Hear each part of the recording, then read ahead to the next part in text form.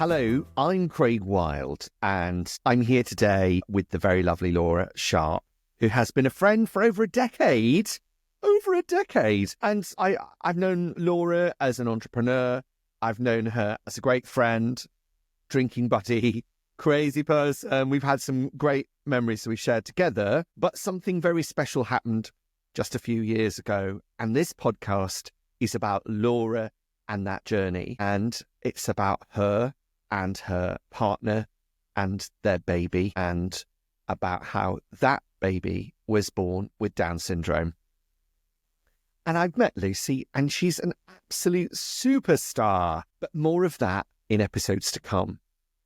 We're going to start today's episode with me as a friend, introducing you to Laura, and then Laura will take the journey through this first season of 6 episodes. So, Laura, howdy doody. Hi. So here we are, episode 1 of your journey, and I wanted to take us back right to the very beginning, which I think was about late October 2019 when you met John. It was indeed, yes. So tell us about John and tell us about how you met. Tinder. Wow. Yeah, good old Tinder. You didn't swipe. I swiped the right way, which way that is, I can't remember now. And he had a work polo shirt on. Okay. In one of his pictures, and I knew somebody that worked at the same company. So I messaged my friend Ross, it's all your fault, Ross, as you know, and said, what's this John like? And he said, I don't work on the same floor as him, but I know him. I've been at parties with him, and he gave me a lift home. He went out of his way. He seems like a nice guy. Yeah, I'd say go for a date with him. So like I say, it's all Ross's fault. We ended up on that first date. And yeah, we just hit it off. And I was just very, very lucky to meet him at the time that I did in my life. And I think for him, it was the same. We just, our worlds collided in all of the right ways. And COVID massively fast forwarded that because, we were locked in a house together for 6 months nearly. Weren't we all? We all, sort of those years sort of get amalgamated into maybe 1 year, but really it's 2. It definitely was. Yeah, it was a long time. And it was a real kind of like baptism of fire for John because we'd only been together about 6 months. And not only did John and I move in together, we were thinking about doing it anyway around that time. But my mum also moved in too at the same time. Wow. Why was that? So mum was down in Yorkshire on her own, and I was worried about her being on her own. And, this whole talk of these lockdowns and what that meant and being, locked in your house on your own. I just couldn't imagine mum doing that, being such a sociable person like myself. I just thought, Mum, I rang her and I said, pack your bags, you're coming to stay with us. Obviously, I checked with John first. And, he was like, well, yeah, I guess. In for a penny, in for a pound. Let's do this. And, 3 months later, when mum moved back to Yorkshire, John and I literally had that conversation of, so this seems to be going okay. Shall we get married or shall we have a baby? And the general consensus was, let's have a baby. I'm not getting any younger, so. Okay. So you've not been together very long. No. COVID hits. You're with your mom as well, which for a bloke, there are so many mother-in-law jokes we could do. And I happen to know your mum as well. Yeah. Lovely Julie. So I'm like, that possibly was intense. And maybe creating a new life might not have been the first thing we'd have thought of with mum living with us. However, you did. And we did. We let the tyre tracks sort of fade as she left for Yorkshire. Exactly. Well, it was kind of like that, really. It was pretty much like, right, let's go. Okay. So he'll love me for telling you this. Delicately put. So this would take us to the summer of about 2020. I think June, July time. Yes. And you decide to have a baby. Mm-hmm. So clearly birth control is out the window. Yeah. And it's like, right, okay, guys, practice time is over. Let's go for it. I mean, I had no idea what I was doing. I had to start peeing on sticks and stuff. It was bizarre. I'd never done anything like that in my life. But in order to work out whether you're ovulating or not, you go and buy these sticks in the pharmacies and you pee on them and they tell you whether or not you should do it there and then or not. Okay. All news to me. Probably news to you, Craig. Well, it's very news to me. I have this thing where, I have had friends of mine who have tried to conceive, and so there's charts. I've got friends who've done IVF. I'm sure you have too. Yes. And, the thing that should have been a great fun thing for a couple, it becomes something of a chore with you need to be here now at this time and so on. But so it becomes a little bit mechanical. Yes, it's a bit transactional, which is a bit strange. But yeah, and I think we were both keen to kind of, get pregnant as quickly as we could because it wasn't a particularly fun thing. It was quite stressful, actually, that whole process of working out, at my age, whether I was ovulating and all that kind of thing. And Laura, how old are you now? Oh, sorry. How old were you at the time? So I was 40 in 2019. So I'll have been 41 at this point, just turned 41. And John? Same age? He's 3 years younger than me, so right. 38 at that point. Okay. I think it was so 37. Both, as we know, men can be dads, till very late in life. Ronnie Wood, is it the latest? One of the Stones is having a baby and going on tour at the same time, probably. But the thing is, he's of a certain age, but more importantly, you and your female body clock is at that point of, all right, I'm now at the 40 mark and there's a lot of ticking, all the alarms, you decide to have a kid and off you go. So when was it that you got in fact, before I go to that, you were trying for a baby. Were there any other things that you were doing other than peeing on sticks that helped? So my mum recommended reflexology. She'd spoken to her reflexologist about the fact that I was trying to get pregnant and I was struggling to work out whether I was ovulating or not. And her reflexologist recommended that I found a reflexologist locally in Newcastle who'd had training in, that sort of fertility type work. And it was absolutely fascinating. So the first time I saw her, she did more of a kind of just general sort of, getting to know me exercise. But then the next time I went, she specifically worked on my feet in specific areas that she knew would stimulate ovulation. And that's exactly what it did. Because I don't have polycystic ovaries, but I have something similar to that. I have something where I can feel when I'm ovulating. It's like a kind of cramping. And that happened mildly after that second session, which was I probably started seeing her in the September, I think. And then second session, October, third session, November, I knew exactly what was happening then. We were timing it and it was working that, she was helping to bring that ovulation. And then in the December, I saw her, so that'll have been fourth time I saw her. I said to John, right, I'm really confident that this is working. Let's try. And that was it. And the reflexology, for those that don't know what reflexology is, but they might have heard of the word, what is reflexology? Is it massage? Specific massage of the feet, yes, on specific points and certain movements on certain points on your feet that, people have reflexology for lots of different reasons. It's quite useful for people that have migraines or have lots of tension. And if they've got tension in their back, it can help relieve that. And it's a fascinating art, and I don't really understand how it works, to be perfectly honest. But I'm one of those people that, I do have Reiki. I am a believer in sort of, energy and spirituality and something like reflexology is kind of a mix of the two, really. It does have that very hands-on massage techniques, but it also has things around it to do with kind of more just your general well-being and stuff. And so, yeah, it was something I enjoyed doing anyway, and I found it relaxing. And as much as John is adamant that he got me pregnant, I always tell people a reflexologist did. But to be fair, it wasn't. She helped, but it was John that got me. Definitely John that did the job. So it's when? The end of the year, aren't we? It must be December by now. So this is December, just before Christmas. And we've done the deed, and I'm a bit suspicious. So I'm taking my temperature, like you were saying about doing the charts and stuff. I was taking my temperature, and the reflexologist was one of the people that really helped me understand this stuff. Right. She recommended a certain type of thermometer for me to buy that had an app attached to your phone, so it automatically updated the app when you took your temperature on a morning and started to create those charts in my phone. Right. And between Christmas and New Year, my temperature didn't drop, which it normally would. Oh, And she said, if your temperature doesn't drop, be suspicious right.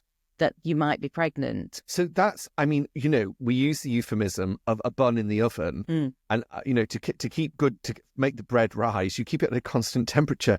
And so Bizarrely, going on. bizarrely, this is where we're at. We're at this thing where we've got this like temperature, and we're like, okay, so as a human being, as a male, I obviously chance of me getting pregnant as a non-event. So it's new for me, and understanding it and going, right, okay, so clearly there is the question mark, and what did you do then? You got suspicious. Pre-Christmas, I'd bought a lot of champagne to drink on New Year's Eve between myself, my lovely sister-in-law and my mum.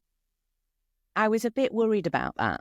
I had in the back of my mind, that morning, my temperature hadn't gone down still after like 4 days or something. And I was thinking, this doesn't seem right. I'll just do a test. I'll just do one and and John was working in the office because obviously he was working from home still at the time. So he was in the spare room. And funnily enough, because it was Christmas and New Year, Mum was staying with us. Right. So Mum and I were in the other room, and I secretly sort of nipped off and did a test in the loo, and then had to keep like calm while I waited those minutes to see if it said I was pregnant or not. And it said I was pregnant. Wow. And it changes colour, doesn't it? Well, it depends. Or is it a line? Different ones, yeah. There's lines with crosses, and, Okay. and I use the digital ones where it says pregnant or not pregnant. It Okay. literally writes it out for you. Okay. Because they work well. Because I like when I think about pregnancy tests, because we all did those tests for COVID. Yeah. Think of that the line. Don't you? 2 little lines. And if it's a really heavy line, it's definitely COVID. If it's not, then you have to go and have another test. Yeah, and it's a bit like that with pregnancy. If you have a very faint line, then because it's all it's doing is testing hormones in your urine. That's all it's doing. And when you're pregnant, you release a certain hormone that it tests, and the stronger that hormone is, the more obvious it is. Whereas I was using one that didn't do that because I didn't want that kind of question mark over it. Is there a faint line? Is there not a faint line? I used the one that literally says pregnant or not pregnant, and it said pregnant, and I was like, oh my God. So I had to keep, because obviously I didn't want Mum to be the first to know when John was in the house. I had to kind of sneak into the office and let them tell John the news while he was at work trying to do video calls and managing so that. But you go into explain. You paint the picture for us. You're sneaking across the landing. Yes. Into the room. And what did you do? Was he at his desk? Yeah, he was at his desk. I just held it up and went. And I was kind of gauging if he was on a call or not, and he wasn't. So he pulled his headphones off and just gave me a massive big hug, and we both just started sobbing. See, oh no, that is very, very, very cute. And knowing John, who is basically, forgive me, John, sort of an oversized child, really, like most men, an oversized child. He, exuberant. Yeah. And he would have just that's it. And he is an incredible dad too. Yes. So it was very excited. It was very exciting. Yes, fantastic. Yes, he was very excited, as was I, and so was Mum. And so Mum was third to know. So yes, Mum was in the house. Did you go downstairs to tell her together? No. I said, you carry on, love, and I don't know what it is about me. I'm just such a practical person. And I just was like, you carry on, love. And I'll pop down. I'll tell fill her in. And yeah. So yeah, it was. How did you tell her? I did the sort of typical thing that you would do at that point, and I said, I think I'm pregnant, even though I kind of knew that. I think I might be. My temperature hasn't gone down, and the test says I am, but I can't really believe that I am. And Mum was just like crying and just like, that's amazing, and wow, very excited as well. So yeah, I just remember that New Year's Eve just being such a bizarre evening, because I had to, watch everybody else drinking the champagne for a start, which was bizarre. Now, knowing Laura, that's probably the most painful part of the whole thing. Oh, it was. Because Laura does like the bubbles, and that was it. And that would be it for like 9 months, no fizz. And I remember my best friend Stacey saying to me a few years before that, when we were talking about, the fact that she'd had her little girl, and I did want to have a child at some point. And she said, I don't know how you'll do it, Laura. I don't know how you'll cope with the early mornings, and I don't know how you'll cope not drinking while you're pregnant. And she was quite right. Both have been very challenging. That 9 months, I tried so many non-alcoholic wines, and they're all pretty much disgusting. I think there was maybe one that was vaguely palatable. Although, to be fair, that's 3 and a bit years ago. I've got friends that are pregnant now where they've got even more choice now. And I've tasted some that are actually quite, but at the end of the day, they're not the same thing. No. So I did struggle with that. But, it taught me a lot about what do I drink, when do I drink, why do I drink? And actually, I was on I was already on a bit of a journey with that, but it has helped me kind of, look at that and reduce how much I drink and look at my health and, Very good. Very good. So there's a process, isn't there, when you get pregnant? Once you're in that wheel, so you will have gone to your GP, who would have carried out a second test, I'm sure. Yes, yeah. And confirming that you were pregnant. Yeah. And then I believe the next thing that happens is scans. Well, no, so your GP does the test and confirms, gets you on the folic acid. I was already taking like a pregnancy vitamin, but she was like, no, that's not got enough folic acid in it. Because of your age, get yourself on loads of folic acid. So we have a thing here where we've established that you're grown up. You're of a certain age, and folic acid's going to be really important, and looking after yourself's going to be really important. No booze, which goes as standard really when you're pregnant. But all of those elements are coming together now. And what I want to know is, when you found out you were pregnant, other than the supplements, going to GP, was there anything else that you were doing? Like, were you exercising more, or were you doing anything, or were you just doing what you normally do? Were you eating anything different? Were you having diet, or eating special food or anything? No, nothing different or special in that regard, really. Okay. I was definitely, I'd already cut down on alcohol because, I was conscious that could have an effect, sort of thing. So, yeah. Well, the alcohol can sometimes help with the getting pregnant bit. Yeah, it does. But it was, but it might have been counterproductive, sort of thing. So, I did try and cut that down. And I've always, I always try to eat healthily. And that didn't really change, as it were. And because it was COVID, I wasn't going out and eating as much as I normally do. Yes. The diet was probably better than it normally would be. Having known you to be something of a food blogger over the years, then, that was a tough one. Yeah. So once you've confirmed with the GP and the folic acid is upped, what next? So they book you in with the community midwife. Right. And that's where you go and sort of discuss the next steps, really. Like you say, you need booking in for a scan. They need to let the hospital know that you're pregnant and you need a scan at 12 weeks. They try and work out exactly how many weeks you are, that kind of thing. Try and look at your cycle and figure that stuff out with you so that they know when to book the 12-week scan at the hospital. To be perfectly honest, I can't remember a huge amount about that appointment because I was just so excited and so happy to be pregnant. And I was met with a lot of negativity. I was met with negativity about my weight, negativity about my age. And this was from the community midwife. And she talked about screening. And screening. So she said, we'll put you in for your 12-week scan. Do you want the screening? What's the screening? Yeah. Oh, we screen for Edwards, Patau and Down syndrome. So Edwards syndrome, Patau syndrome, and Down syndrome. The 3 recognised syndromes that are all to do with chromosome abnormalities. And particular to mature mums. Yes and no. They offer that to every single pregnant woman. You are offered to have that screening at your 12-week scan. So it's really, like I say, it's hard for me to remember what was going through my head in that appointment because it's a lot's happened since then.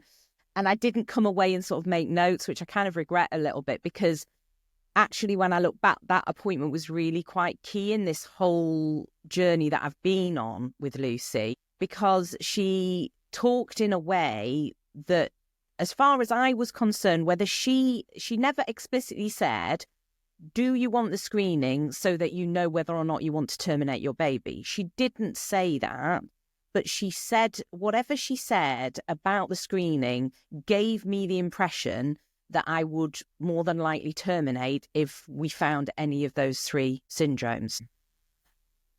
Very naive, not educated on it, didn't have any personal experience through friends or family of anything like this. So I was kind of going on the medical professionals' sort of guidance, really. And I feel that's what that guidance was in that appointment. She might deny that. However, once I went through that process of the screening and everything was coming back high risk, although they were asked to use the words high chance now instead of risk. Right.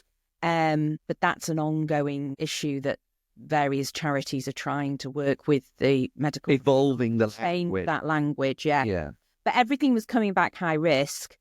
That community midwife disappeared off the face of the planet to the point where I had to change community midwives because she wasn't supporting me. She wasn't taking my calls. She wasn't checking in on me. You know, I was telling her how afraid I was and how scared I was and how, you know... And this is how anxious before I the was. scan.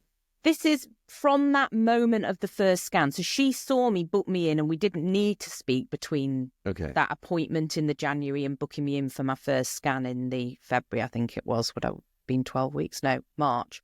Yeah, March, 12-week scan.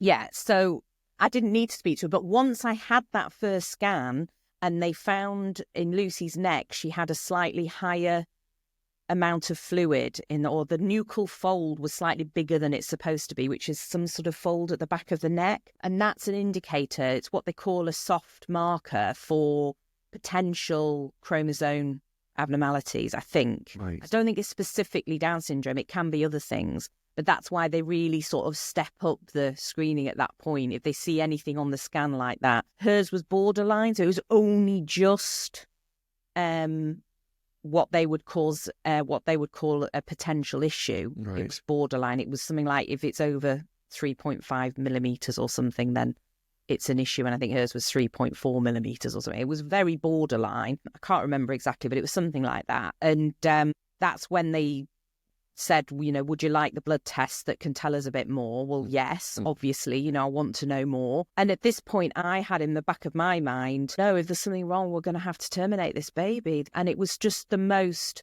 upsetting appointment. And coming away from that, I really wanted to talk to somebody like a midwife with experience, and she just didn't want to talk to me about it. All you got from that scan was a marker. Yeah. You didn't have any confirmation of anything. Nothing. And there was no support to say, you know, if it's this, there was no, it was just like, right, we've had the scan, there's a marker on it. Anyway, next. Yeah. It was a little bit like that. Very much like that. And my blood pressure went through the roof. I'm sure. And they wouldn't let me leave the hospital until my blood pressure came down because it was dangerous being pregnant with high blood pressure. But they also, because of COVID, wouldn't let John into the hospital to be with me. Right. And in the end, they broke the rules and let John in, and gave me something to eat and let John talk to me, and then came and did my blood pressure again, and it had calmed down and I'd calmed down and we left. But yeah, all they did at that point was look at the scan, point out this soft marker, and then sent me in for blood tests. And so I had just had blood taken at that point, and they said it'll take a few days to come back. And that's literally within like 2 or 3 days, it came back saying, again, I should have bought my notebook because I've got it written at the back of some notebook somewhere in the house that says the exact words that what they call the screening midwives. It was a screening midwife that rang me with my results. And she said, you're 1 in so many thousand risk of having a child with Down syndrome. We have in the blood test, she said, we have been able to rule out Edwards and Pattern because you're 1 in, you know, so many million. The ratio was so beyond plausibility. Yeah. So at this point, let's paint the scene. We are now, I think, at Easter. Getting towards that point. Going a bit east. Yeah. Chocolates, fond of the chocolates. And we're at Easter time and 12-week scan. And in that scan, they've done some bloods. So they did the bloods, and that's when they rang me and said, you have a high risk of having a child with Down syndrome. And where were you at that time, Laura? I Where was at home and at John home? was working from home, and and it was just Did you have mum back again for Easter? no. It was because it was before Easter when they rang with this. Okay. It was in March, and it was just my brain was spinning, and I wasn't physically upset after that call. It was more of like my brain, I couldn't kind of think straight, if you know what I mean, and everything was just spinning around. And she said, you can either book in for an amniocentesis or you can go privately for an IPT testing. I mean, this is all of these terms at this point. I had no idea what they were talking about. So now you know, and for the aid of anybody listening, those two tests, what are they? So amniocentesis is where they put a needle into the fluid in the placenta and pull some of that fluid out and test it for... So that fluid can tell them if that child has any chromosomal abnormalities and that kind of thing. I don't know what else it tests for, but I know it tests for Down syndrome. So that's quite invasive and comes with a reasonably high risk of miscarriage. So you have to weigh that up. So I was weighing the two things up really with that. I am a total wuss with a very low pain threshold. I'm in that club too. And at my age, with this being my first ever pregnancy, miscarriage was something that terrified me. And therefore, if there was another option that didn't involve all of that, I was going to go with it. So I asked her what NIPT testing was, and she said it's a very simple blood test they do, and they can test your blood. That your baby's genetic makeup is running through your bloodstream. So they can look at your blood to determine whether you... But she said it's not as accurate. You know, it doesn't come with the same level of accuracy. So the amniocentesis, or the CVS, I think it's called. And so they're two needle tests in the tummy. Okay. One's slightly different to the other. They are like 99% accurate, I think, or something like that. Whereas NIPT is a lot lower than that. I don't know what they say it is. It's in the 80s, I think. It's 80-something% accurate. It's now available on the NHS, which is a whole other episode about the moral, the moral issues around the fact that test is very quick and easy to do. Whereas amniocentesis is something that some people are put off doing, so may not find out their child has Down syndrome until their child is born. Whereas if NIPT testing is available to everybody can easily test with more accuracy than those original blood tests they do at the 12-week scan. So it's a debate that I'd love to get a guest on another episode to debate that one, because Sally Phillips, who was an actress in Bridget Jones, is it Sally Phillips? We might have to edit. Sally Phillips? I think it's Sally Phillips. She was in Bridget Jones. So Sally Phillips has done a documentary looking at the introduction of the NIPT testing in the UK. And I would love to get her on at some point and have a chat with her about it. She has a son who has Down syndrome. Right. And that comes up again, actually, because we watched that documentary at a certain point in the process. But anyway, so NIPT testing wasn't available on the NHS. We had to go private. It wasn't silly money. It was, I think it was less than £1,000. Right. Still not a small amount. No, it wasn't. It was a fair few £100s, and we had to seriously think about it. At this point in the process, I wasn't really thinking about keeping this baby. I was thinking about what are we establishing is wrong here? Will we need to terminate? That was going through my mind, and I needed to know. So but John was of a different opinion even at that point. He said it didn't matter to him either way. Whatever was happening, that was his baby, and he would love that baby. Whereas I was just more naive really about, the bigger world. I think I'd just been, closeted a little bit from it and didn't really understand, what went on really. So we went for the NIPT testing and it came back inconclusive. And that took 10 days for that. Right. And at that appointment, we had a 4D scan and we saw much more of our baby's face. We didn't know if our baby was male or female. We didn't know anything more than just looking at that baby's face in 4D. and falling in love with that baby at that point whilst having my blood drawn. A multitasking appointment. I'm having my blood drawn, having the, looking at the baby, doing a 4D scan. So again, they were looking for soft markers and couldn't see any other than the nuchal fold. But even that, they said, I think they came back with an even smaller measurement than the original midwife at the 12-week scan had come back with. So it was a bit like, are you sure? Are you just, because at this point, a lot of people were saying to me, well, the blood tests come back high risk, not high chance, should be high chance. It came back saying high risk because of my age, potentially, because they look at they do a blood test, but they look at they do some kind of weird calculation with your age and your weight and all this stuff. So all that stuff was going against me, was how I felt. And maybe this baby doesn't have Down syndrome. I don't know. I knew it didn't. I knew the baby wouldn't have Edwards or Patta at that point, but I didn't know. Right. It was still a bit up in the air, but I felt like maybe not from the scans that they were doing and what they were saying to me. And then it came back inconclusive and they said, you can come in and have the blood test done again. We won't do another scan, but we'll do another blood test. Did that. Another 10 days passed. So we're now like 20 days past my initial 12-week scan. So we're nearly a month really past. So we're into April. Inconclusive again. Absolute devastation. What do we do now? Because I really wanted to know at this point. John was a bit like, oh, maybe we should just leave it, Laura.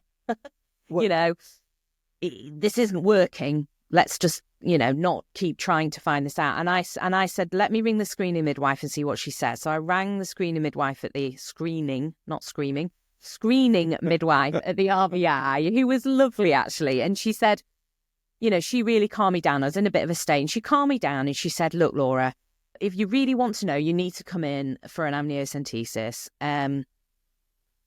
We can do one this afternoon, or you'll have to wait till after the Easter break. Hey. This was the Tuesday before the Good Friday. So I went in and Did you go alone? Well, it was John's last day in his previous role at work. He didn't feel he could not turn up for that. And we were already partway through the day. He was already at work and he needed to go and drop his equipment off for the for them because he was leaving. So he just wanted to do that and get rid. And I was like, and I spoke to one of my friends and she said, Laura, just pull your big girl pants up and get on with it. And I did. And I was lucky that we had a fantastic consultant who greeted Where were you? me. Which hospital were you? So in the RVI, in the FMU unit. So that's the Royal Victoria Infirmary here in Newcastle upon Tyne. Yes. And I was under the care of the fetal medicine unit. So it's a specific unit to look at, babies and their growth and all the rest of it and what's happening with them. So it's like opposite where all the mums sit waiting to have their scans, which I don't believe is the best thing, because if you're going in with potential issues with that baby, you're seeing lots of very pregnant women waiting for scans and things, and it's not ideal for your hormones and regulating your emotions. I actually think it should be in a slightly different part of the hospital. I understand why it is where it is. It all makes sense. They're all together and the midwives probably cross over and stuff. But from my point of view as a patient, I found it really difficult seeing all the very heavily pregnant mums when I was very early on in my pregnancy, with a lot of potential problems. So Gareth Waring greeted me, and he was a consultant in the fetal medicine unit, and he was very reassuring, very calming, just had a brilliant nature and was just so good with me, especially because I'd come in on my own. And I think the screening midwife had probably explained to him what a state I was in, and I didn't really want to be coming in on my own, but I have to. So he kind of metaphorically held my hand through the process. And the first thing he did was do his own sort of scan and get a feel for what he was dealing with. And the first news he gave me was, placenta is front attached, Laura. Are you aware of that?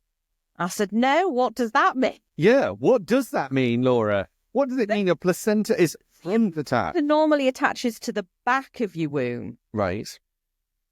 It can sometimes attach to the bottom, which isn't great either. I think that's really complicated if it does that. But mine was attached to the front. And that meant he couldn't safely do the amniocentesis. So he had to explain the different test he was going to do, which uses a bigger needle. Basically, right. Okay. The fluid in a different way. I don't know the ins and outs, but it's a slightly different test, and it uses a bigger needle, and I was absolutely terrified. And he practically held my hand while he did it. I'm sure there was a midwife holding my hand, and Gareth was talking me through everything he was doing. And this is going to feel a bit uncomfortable, Laura, but you're going to be okay. You know, they numb things and they do all that. Yeah. You don't feel it necessarily, but it isn't pleasant and it was scary, but I did it. And they said, we'll try and get the results back as quickly as we can. We're conscious that it's a bank holiday coming up. We don't really want to leave you, you know, pondering over the bank holiday. If we can help it, we will ask them to do. So they send the test over to the Life Centre in Newcastle. Okay. So they do a lot of genetic testing there. I don't know what the ins and outs of what the Life Centre does, but I believe it's the Centre for Genetics in the Northeast. So yeah, one of the things they do is they take. I wouldn't have thought that an organisation like that would be testing the hospital's stuff, but they were. It was quite fascinating to me that's where my sample went. And I got a phone call on the Thursday at 4:00 before the Good Friday. So within 2 days, I got a phone call from another consultant in fetal medicine because Gareth wasn't around that day. Right. To give me the result. Phone rings, private number, heart stops. Oh my God, this could be the hospital ringing with my results. John was second day in his brand new job, or first day in his brand new job. He might have had the day off in between. But so I was at home on my own. Phone rings. Hello? Oh, hello, it's so-and-so from the RVI. I'm just ringing with your results. Okay. I'm sorry to tell you, but your baby does have Down syndrome. Right. Oh my God. Okay. Do you have any questions? Yeah. It's a lot to take in. And he said, "What do you have any questions?" I said, I don't know. And he said, well, what are you wanting to do? And I said, what do you mean? He said, do you want to carry on or do you want to terminate? We need to know quickly. This needs to be dealt with quickly. Well, I need to speak to my partner for a start. Okay. And I started getting a bit like, hang on a minute, you're a bit of a... I wasn't a fan of his temperament, the way he was coming across. So, but I said, all right, stop, hang on a minute, let me just think. I do have a question. What if we terminated this baby because they have Down syndrome? Because I believe that's what I'm supposed to do, having gone through this process. And we tried again, but having some genetic testing done ourselves, maybe some, not IVF, but some sort of support through the process because this has happened. Well, you're just swapping one problem for another. Right. So are you telling me that that's not an option? Well, I wouldn't recommend it. Right. So what do you want to do then? I said, well, I don't know. And he said, well, you'll just have to ring us on Tuesday morning and tell us if you would like to be booked in for a termination or you would like to carry on. Goodbye. And put the phone down. The call was literally 2.5, 3 minutes. Wow. It was very fast. And of course, I was just hysterical. I rang John. Jeez. He got a speeding ticket coming home. Wow. But he was able to do a speed awareness course, so that was good. Good. Every cloud. Yeah. Every cloud. So he came rushing home and we just were in shock, really. Even though it was a possibility, we were still in shock, I think, from getting the actual result. John so far has been, I don't care. Now it's been spelt out. Mm-hmm. What was his view? So John it was difficult for John to express his opinion because he very quickly said, it's your body, Laura. Yes, it's our baby, but it's your body. And we don't know what effect this could have on your body. We don't know, at the end of the day, you are the person that is rearing this child effectively, if you want to put it in animalistic terms. Indeed. You are going to bring this baby into the world, and therefore I don't feel it's my place to tell you what to do in this situation. And I said, well, I would still like your opinion. And he said, well, as I've said before, it doesn't make any difference to me. That is my baby, and I will love that baby no matter what.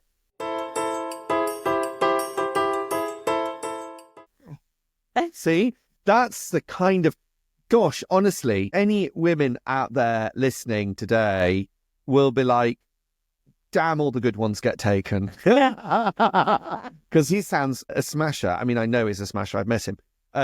But conversely, yes, it's your body, it's your baby, but what are you thinking now? Because you're okay, I've got the support of my partner, I am going to have a Down syndrome baby, but now I know... Baby with Down syndrome. Oh, sorry, a baby with Down syndrome. What am I going to do? Because it's your body, as it's been rightly pointed out. Mm-hmm. Possibilities are possibilities, Mm-hmm. but now it's a fact.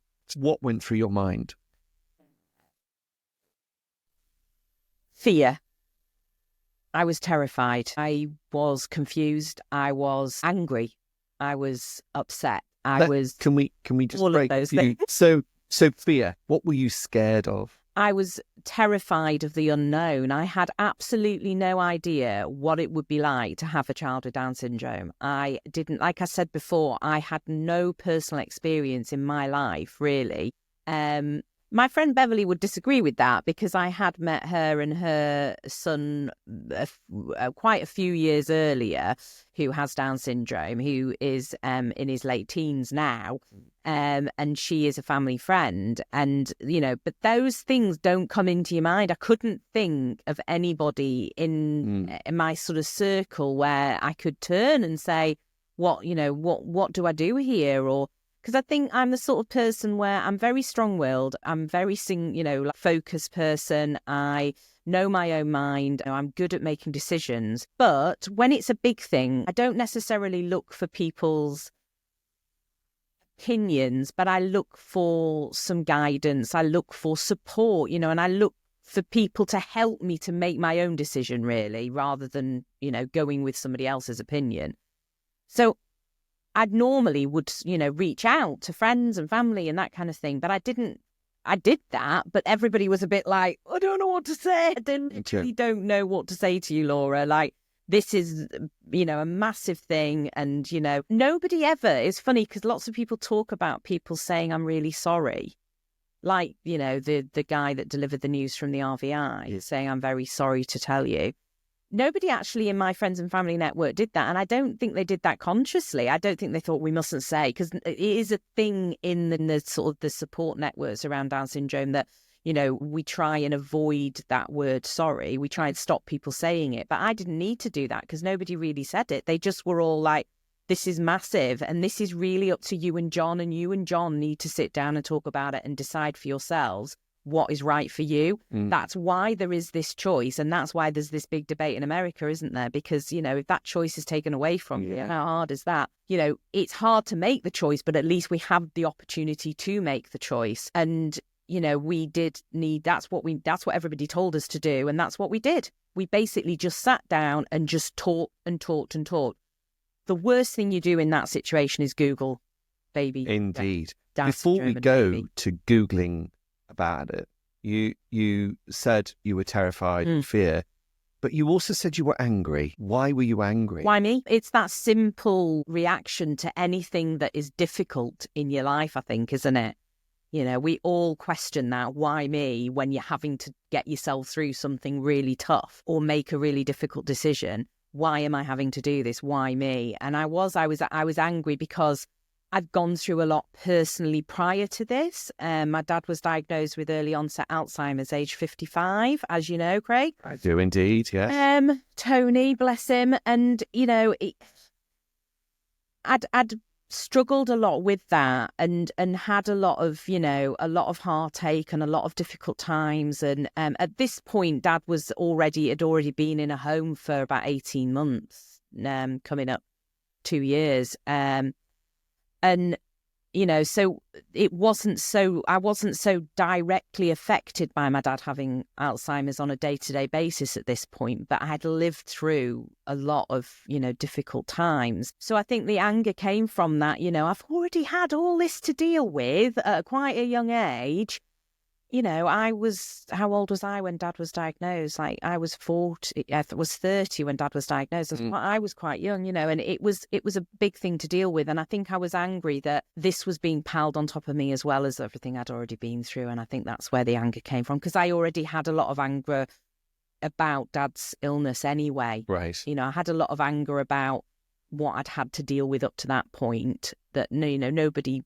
Those cards are just played out for you. Nobody's put that on me. It's just life's dealt me those cards. And I was a bit angry already about that. So I did feel angry that I was, facing even more difficult challenges. Potentially, yeah. So you talked a lot. You did a fair bit of Googling, looking up nightmares. Mm-hmm. It's a bit like when they say, don't look at your illness. Yeah.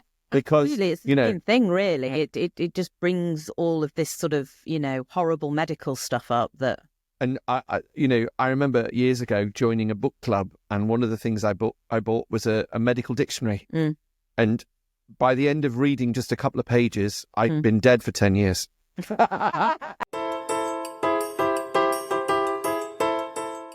So I think it's a little bit like that. It's like, it's all the horror stories. So, a lot of talk. Mm.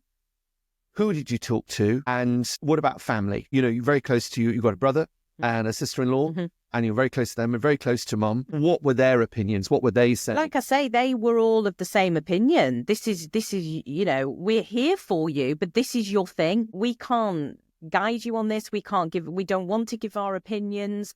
We just want you to know that we are there for you no matter what happens. We love you, and we want you and John to make the decision that is right for you and John.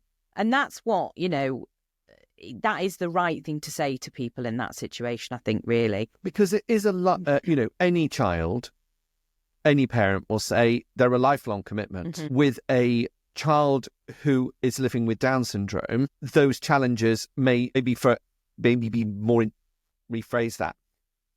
The challenges of a child with Down syndrome may be greater and more intense, and mean that your responsibility as a parent is much longer, rather than, throwing out your kids at 18, get yourself to uni or whatever. My mum, I did go to uni, and my mum, but my mum will say, I'm 45 and she still worries about me even if I don't live with her. It is a lifelong responsibility anyway. And I think, it's your attitude. What I've learned over the last 3 years is it's all about your attitude towards that and how you embrace that, really. But it was difficult for them to give an opinion, really, because, some of them might have been thinking, I don't want this for Laura. And others might have been thinking, well, this could be the making of Laura, And I think probably if I was to ask my friends and family to be completely honest, there would probably be a 50-50 split on that, I guess.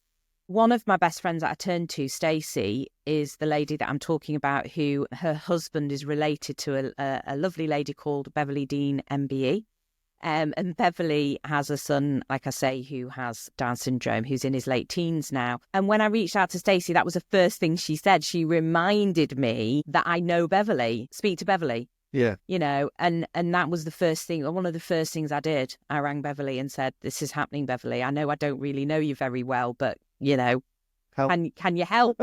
And she just talked about, what joy William has brought to her family and to herself personally, and the relationship they have and how close they are. And, she does have another son, and, the kind of the family bonds and how loved William is and what a full life he has, and kind of talked to me about, because at that point William was probably in his mid-teens. She talked about the kind of the sort of the stuff that she'd gone through with William in a very open and frank way of, this was a challenge, this was, this was great, this was more difficult, this, schooling's been fantastic, he's got some good friends, all that. So, but then, he's got a problem with his hearing, so that, he's had to go through quite a lot with that. But, even at that point, I was already learning terms like Makaton. What's Makaton? Oh, Makaton's a sign language you use that's simplified from BSL, and it's used with words. It's not just a replacement for language. It's a sign language that you use while speaking, and it helps a child to understand what you're saying. It helps a child to communicate with you.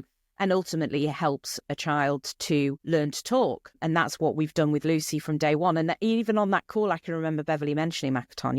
It's little things like that have actually had a massive impact on how we've managed to get through the last 3 years and help Lucy to be who she is today, and for us to feel comfortable in, everything we're doing with her and helping her.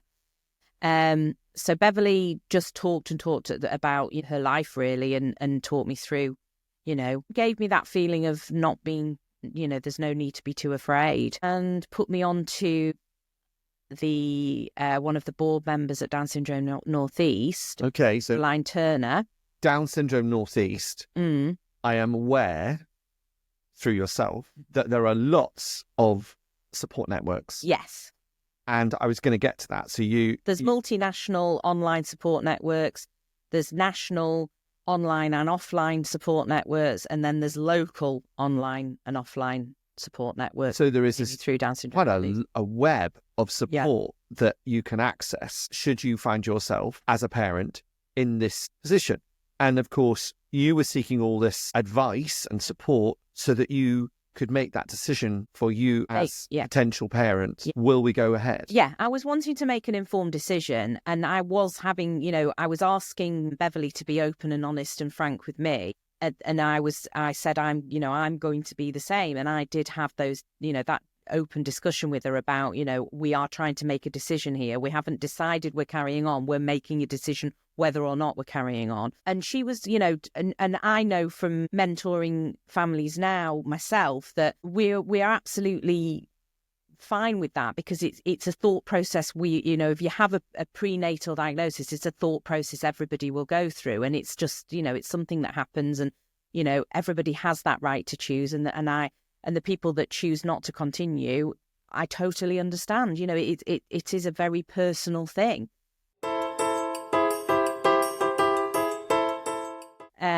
I very quickly realised that I would probably have a fantastically strong support network, not just from the way that our friends and family reacted to the news, that nobody was overly negative and everybody was very supportive. So Laura,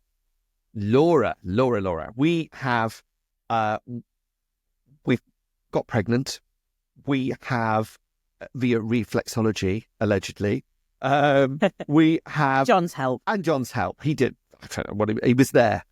Joking, John, if you're listening. And then we've had our 12-week scan. Mm. We've had a number of tests. Mm-hmm. And we've now got confirmation that you are, in fact, potentially having a child who, should you decide to go to term, will have Down syndrome. Yeah.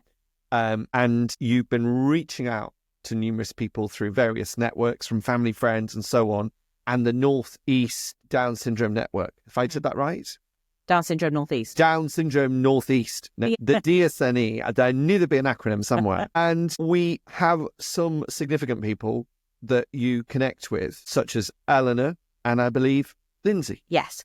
So after I'd spoken to Beverly, she put me on to Caroline Turner, who is on the board at Down Syndrome Northeast at the time.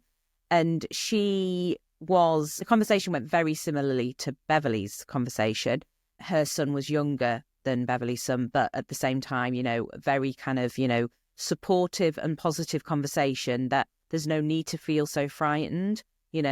It does come with its challenges, but at the same time, this is we have a very loving family. All of our friends and family and the wider community are very supportive towards us, and very inclusive, and all of that, all of those words that you need to hear at that point. I think if you're wanting to carry on, they were, it was all very positive. And I said to Caroline, well, I've heard that, there's, that children with Down syndrome can often have problems with the heart. Oh, yes. There's a lady called Eleanor that you may or may not have come across already. Her daughter has Down syndrome and she has a heart condition.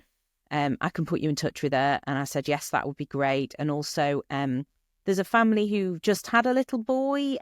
He was born in 2019. So was it 2019 or was it 2020? It's 2020, turns 4 next month. So she said, there's a family local to you with a little boy who was only just born last year. I can put you in touch with them. And that was my friend Lindsay, who has become, both Eleanor and Lindsay and Caroline and Beverly have all become very good friends. And through this, it turned out I knew Eleanor through a friend of a friend as well. So it was that kind of spooky, like you were talking about the web, that I already kind of had, like with the link with Beverly, and I also had a link with Eleanor. I already kind of had my own support network without even realising it was there. But Caroline helped me to bring it together, really. And I didn't speak to Eleanor or Lindsay at that point. I spoke to Beverly, I spoke to Caroline, and they both put me in touch with a lady who used to run a charity in Hexham, Helen Taylor, she, again, you know, another person to talk to with a child with Down syndrome who was, again, a different age. I think he was in between the other two boys' ages. So it was just giving me that sort of full picture of what these families, you know, how they were living, what challenges they were facing, and just, like I say, helping me to make an informed decision. And I spoke to all three of them at length, with John sat next to me on the sofa, kind of trying to half hear the conversation, but I didn't have them on loudspeaker, so he was getting bits and not others, but also kind of zoning in and out of it because it was a lot of conversation that I was having. And at the end of that, I had a few notes of things that they'd said, you need to go and look at this, you need to go and see this, you need to go and read this. Don't just Google it.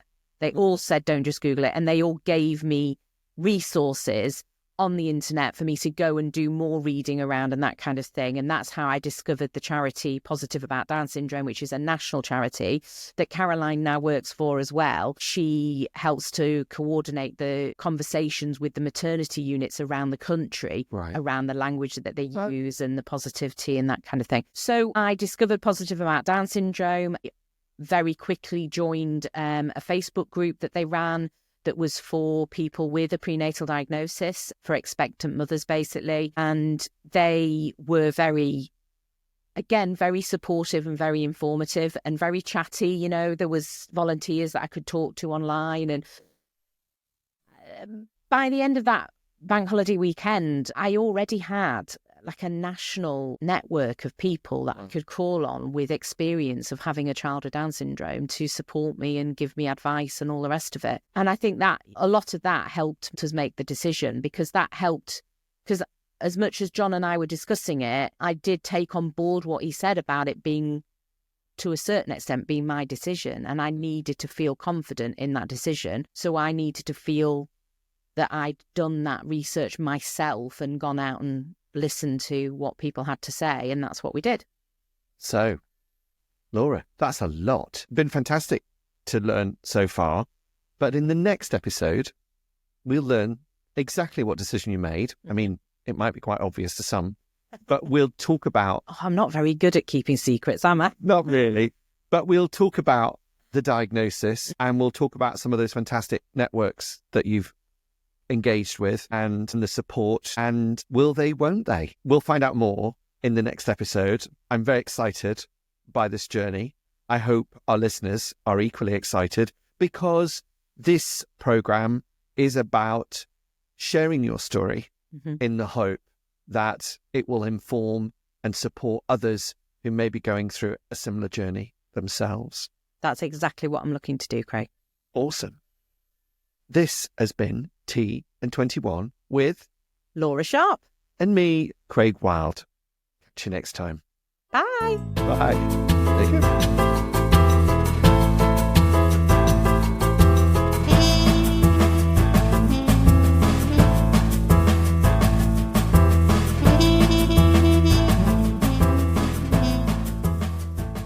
Niltoni Broadcast Network, NBN. Popcorn for your ears.